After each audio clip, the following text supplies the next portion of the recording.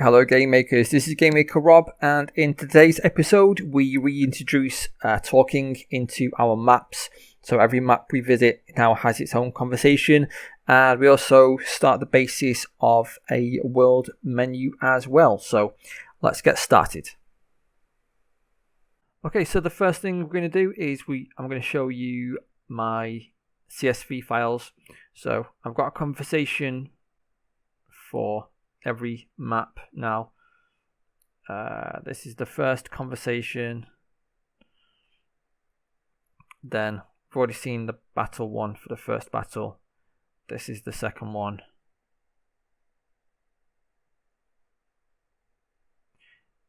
And this is the third one. So they're just called the same as the enums: conversation A debriefing, conversation battle 1, conversation battle 2, and conversation battle 3. I also decided it would be a lot easier just to have the conversation CSVs stored within this one, the world path maps, because we already know the map. We already know the type of map. We might as well just add in the conversation CSV to load as well. So that's what I've done here. Just load this up. So you can see now every third column is a CSV, and it's gonna, for every time we have a map, we can have a conversation as well. Apart from the shop, I think I'll do the shops a bit differently. Maybe, I haven't decided yet, so we'll find out as we go what the best way is. So this is what the CSV looks like now. This is going to hold the information. That wasn't a good way of doing it. There we go. Alright, so we're just going to use this CSV to find out the map to load, what's the map type, what conversation is going to display. So when you've got that or something similar, I'll show you what I've done. So in the create event of obj main, we don't need this region anymore. We were going to be storing our mission information here, but we've already got the map and conversation in the other CSV, so there's not much point in having this as well. So we're just going to get rid of this. And in the states region, in the path point setup, we've added a conversation CSV enumerator here to allow for our new column in the world path maps CSV. And we also need to get rid of the global.mission stuff inside the create event of obj test. So this one here, you can ignore this one. Yeah, we can get rid of this basically. And you can see we comment out a load of stuff. This is because we're going to be setting the variables from within the player object using a with statement. Because every time the player moves to a new point, that's when we're going to check to see what map we're on. If it is a battle, what conversation we're going to load, that kind of thing. So we don't need it in the create event of the test object. You might as well just copy this now. We don't really need to go back to the create event of obj test in the rest of this. So this is what it looks like now. Most of this stuff that's commented out is probably going to get deleted. I just like to leave stuff in there just in case I need it for future reference. Okay, so now we are going to get into the player object. We want to go into the step event. Here's in the walking region is where most of the changes for today are going to be going. So the first thing we're going to change is previously we had pathpoint.pathpoint times 2 would equal the column to check. but seeing as we have now changed it to have 3 columns per path point, we might as well just use the enumerator path point setup.last anyway, because it's equal to 3, and before we had 3 variables, it would have been equal to 2. So we're just going to use that from now onwards, because any more changes we make to that enumerator, this should still be valid and correct. Okay, now we added this region where we're going to be setting the variables for obj test. So this variable is going to hold the string of the file name for the CSV conversation that we want to load for that map, and conversation is going to be the actual CSV, because we're going to use that to load the string here, and we want to set conversation entry to 0, so we're going to start from the start of the conversation. You don't have to use these debug messages. This is just to make sure that the data is being loaded properly. Again, you can see that in the output when you're running the game. Text is going to be the text, the whole thing, for the first entry in the conversation CSV, and we're going to get the speaker, which is going to be all the digits in text as before.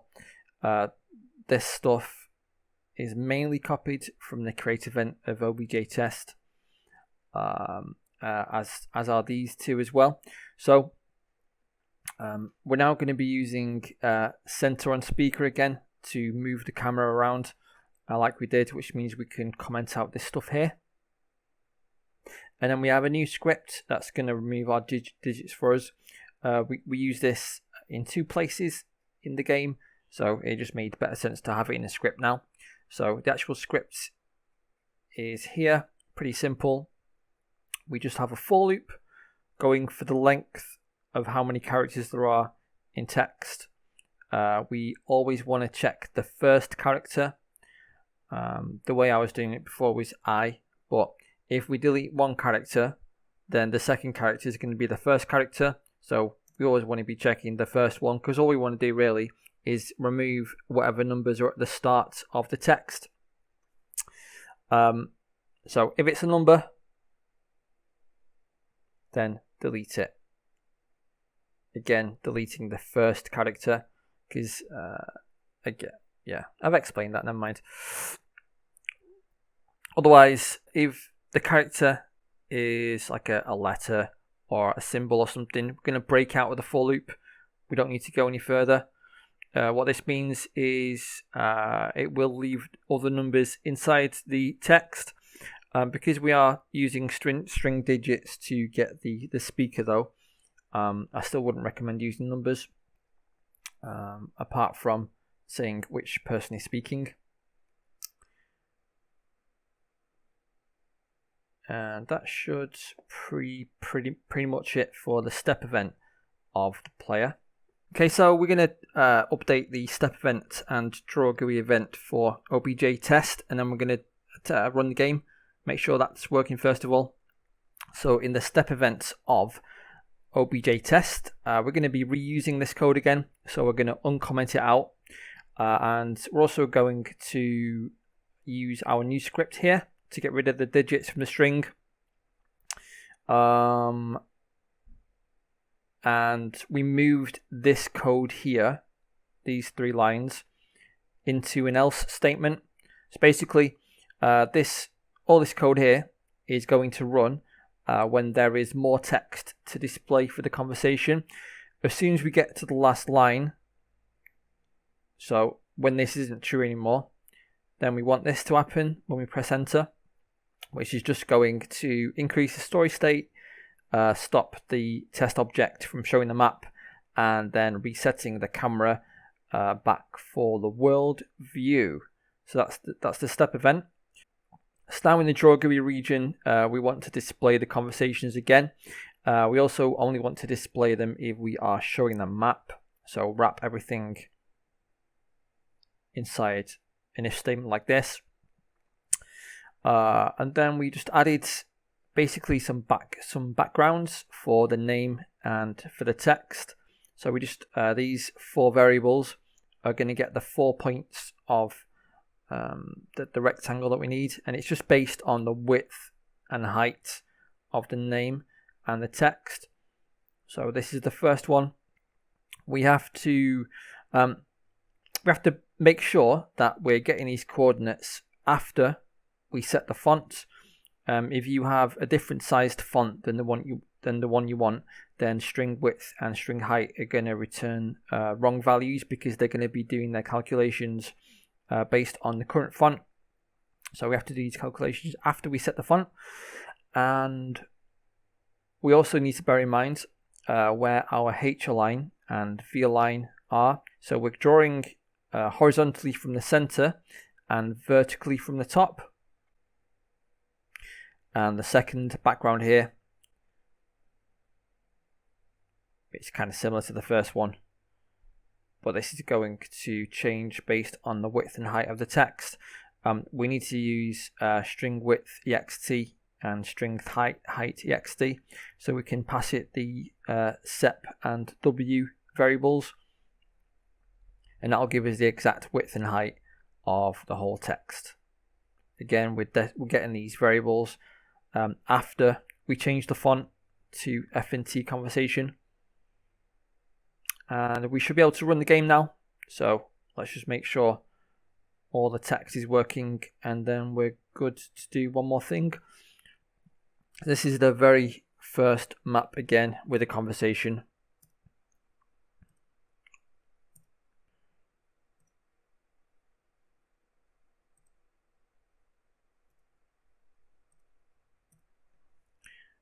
It's a lot clearer to see the text, especially on the last map.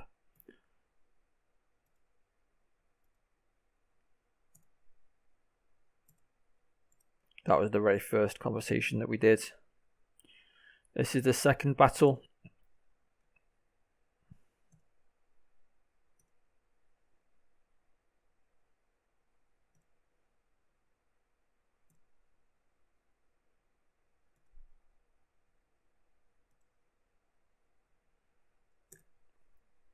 And then the last one.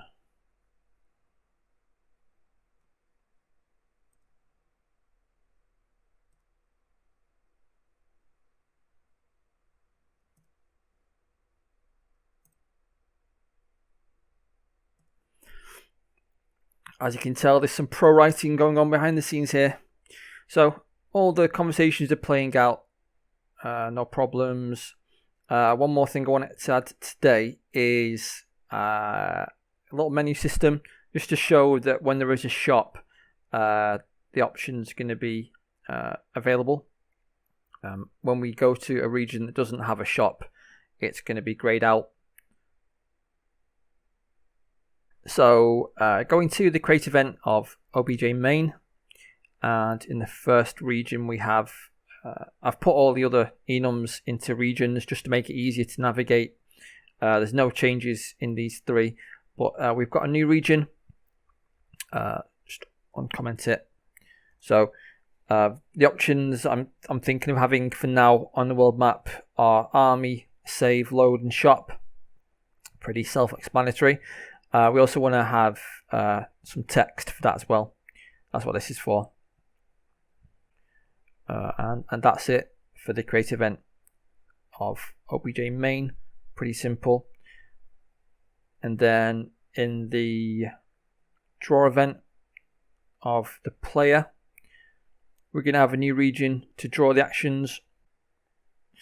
Okay, so this region is just going to use a for loop to draw the 4 actions every step. We need to know whether the world point has a shop on it or not, whether the map is a shop. So we need to use these 2 variables to get this one, and that's going to tell us whether there's a shop or not. This variable here, text, is going to say either army, save, load, or shop. So all it's for. And all these 2 lines are going to do, basically, most of the time we're going to be drawing the action in white. The only time we're going to be drawing an action in grey is if there is no shop on the world point. So every point apart from the first one after the first state is going to have a grey shop, because the only shop exists on the first point after the first state. We're going to grab the draw coordinates. We're going to draw it from the center and the middle, and we're going to change the font to F&T editor unless you want really huge text, and then we are going to draw the text, and that's pretty much it. So now if we run the game, we should see the first map again. Let's get through it. And then you can see we've got 4 options at the top here. They're all in white. Let's go to the next map.